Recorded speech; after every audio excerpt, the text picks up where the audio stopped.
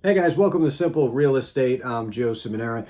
This channel is all about keeping real estate simple and letting you know that there are plenty of ways to create passive income that can provide wealth for you and your family as time goes on and even generations. So if you like what you see on this channel, do me a favor and like, comment, share, subscribe to it.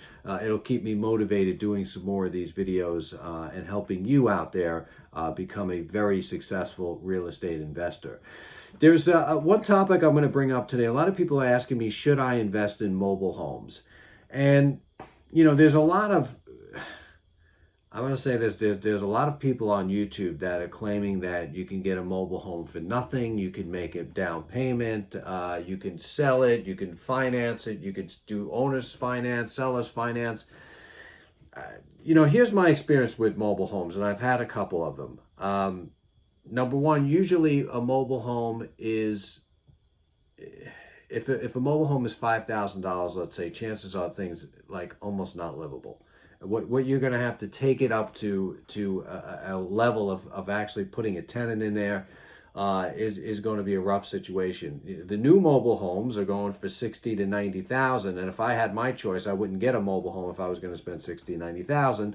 I'd get a brick and mortar place where I own the dirt most of the time, and my rent could probably be well over 1,000. So it's not.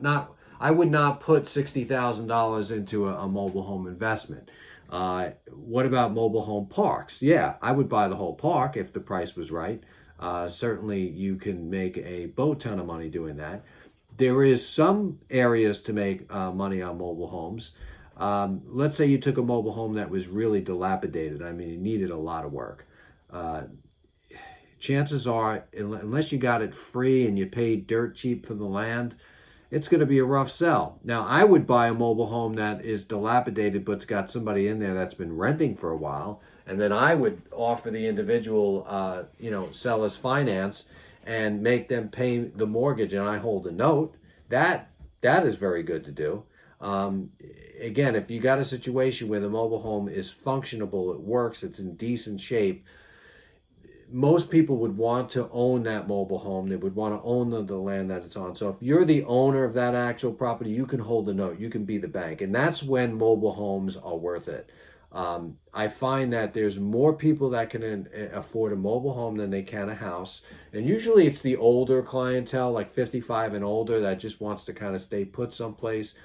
And they always look for a mobile home. So there are some good sides to mobile home investing. But really the only couple of good sides are the ones that I just talked about, because in my experience, I never knew anybody that got absolutely rich with mobile homes unless they own the park. And you could be real selective with, if you own a mobile home park, you could take that mobile home now and rent it out by the room. So if it's 3 rooms in there, they all share the bathroom. So there's a lot of things that you can do when you own the park. And then people pay $500 a month or $400 a month per room with a shared bathroom type of situation. I got a friend of mine that's got 24 units on a pad, and man, he runs it like a hotel. He's got his cleaning ladies coming in and out of there all the time. So, would I invest? Or don't be so surprised. You see a mobile home for sale for so cheap, and you're saying, "Oh, I'm going to get it." A lot of times, it doesn't even include the land. You have to make sure that you get the dirt. You have to make sure that you buy the lot too, because that's the value. The value is not in a mobile home, because a mobile home, you're going to have to still be paying slotting fees and rent or HOA fees because the mobile home is on somebody else's property. So, I personally would steer clear of that. I've done my fair share of this. I've dipped into it. I was going to dip into it again 2 years ago, so I doubt much has changed from that. I got friends of mine that only invest in mobile homes, and that's because they inherited like 70 of them from the start.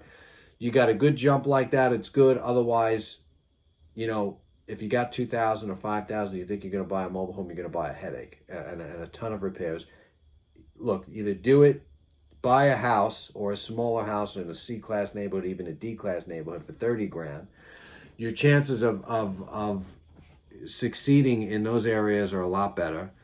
I talk about this all the time. You get 10 houses in a C-class neighborhood. you raise the rent, you keep the rents flowing up, and then you refi, and let's say you put 500,000 into it eventually, you get your 500,000 back. You just refied on the property, so now the property's got a mortgage. You take the 500,000, you do it on another 10 houses.